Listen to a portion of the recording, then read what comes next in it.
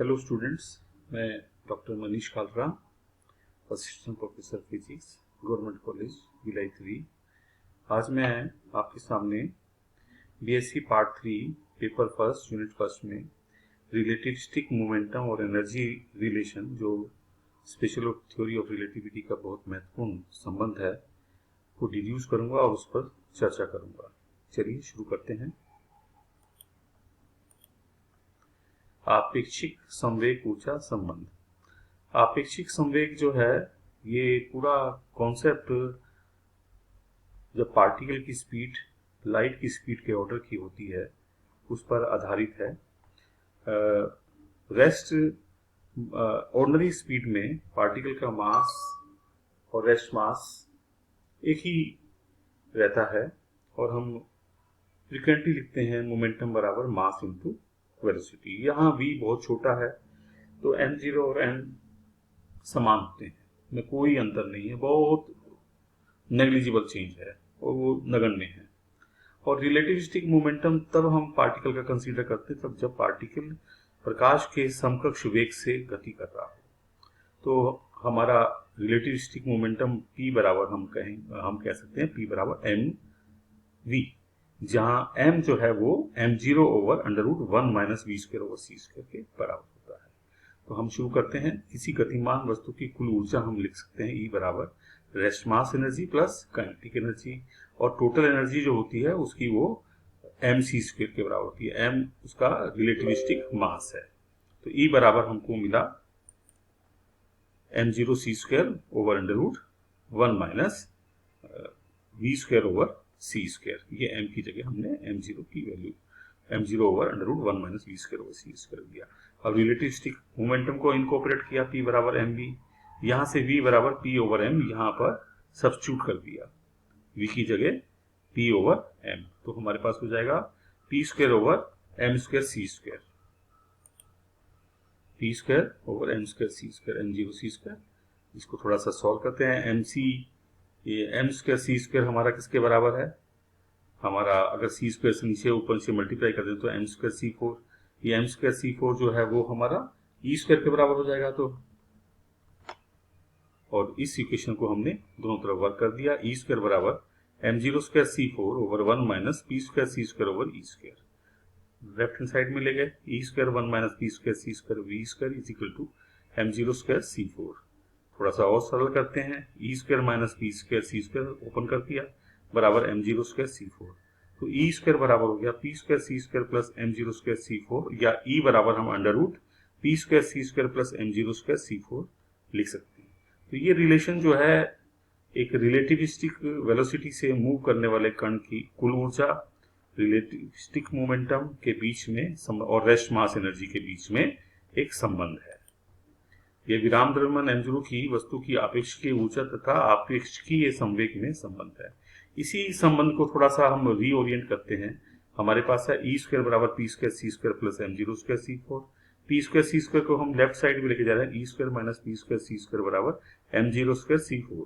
m constant, m0 constant, c constant, तो m0 square c4 c की power 4 भी constant होगा।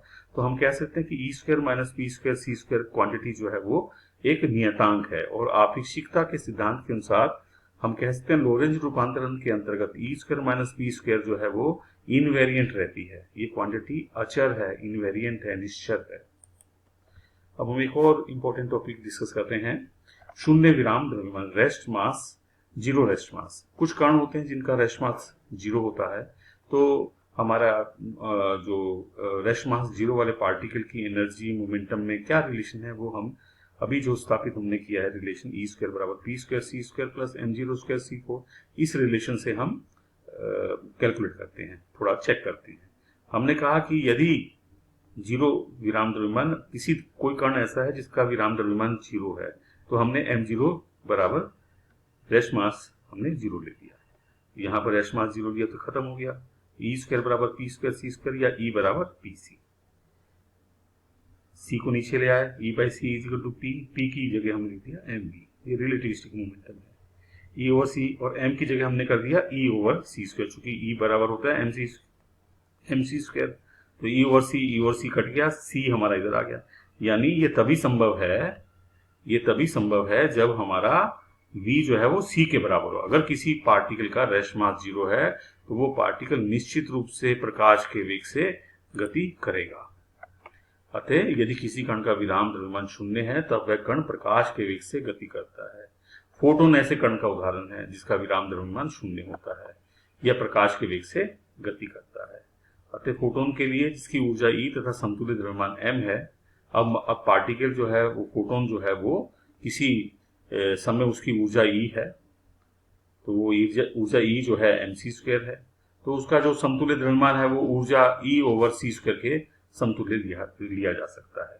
और मोमेंटम T बराबर हम ले सकते हैं, चूंकि उसका वेग c है तो mc, m इंटू वी, वेग जो है v की जगह c है, m इंटू सी। तो ऊर्जा उसका द्रव्यमान जो है E/c² है, मोमेंटम जो है mc है, और m की जगह हमने E ओवर c² रखा तो c कट गया, E ओवर c बच गया, तो मोमेंटम उसका E/c लिखा जा सकता है। और फोटोन कण के लिए हम फेमस फार्मूला E बराबर h न्यू प्लैंक के लॉ से अगर लेते हैं तो E बराबर h न्यू। तो फोटोन का आपेक्षिकीय द्रव्यमान संवेग के मान निम्नानुसार हम व्यक्त कर सकते हैं। E की जगह यहाँ h न्यू लिख दिया, तो m बराबर h न्यू ओवर c² और p बराबर हमारा E/c, तो h न्यू बाई c। तो एक फोटोन के आपेक्षिकीय द्रव्यमान तथा मोमेंटम हम इस प्रकार भी व्यक्त कर सकते हैं, E/c और m बराबर E/c²। और ये हमारा फ्रीक्वेंसी के टर्म्स में हो गया। एक छोटी सी एक्सरसाइज है कि एक इलेक्ट्रॉन है जिसका रेस्ट मास हमने m0 लिया है, वो 0.8c वेग से गति कर रहा है, उसका रिलेटिविस्टिक मोमेंटम क्या होगा। हम रिलेटिविस्टिक मोमेंटम निकालने के लिए इसी रिलेशन को यूज करेंगे। उसका वेग दिया गया है और इलेक्ट्रॉन का रेस्ट मास m0 है, 0.8c वेग से मूव कर रहा है। तो इसी रिलेशन को अगर हम यूज करेंगे तो हम उसका रिलेटिविस्टिक मोमेंटम p का मान कैलकुलेट कर सकते हैं। यहाँ हमको मिलेगा E² minus m0² c4 over c under root बराबर t। तो सॉल्व करते हैं तो हमको वैल्यू 1.33 m0c के बराबर मिलती है। तो स्टूडेंट इस एक्सरसाइज को सॉल्व कीजिएगा। ओके, धन्यवाद।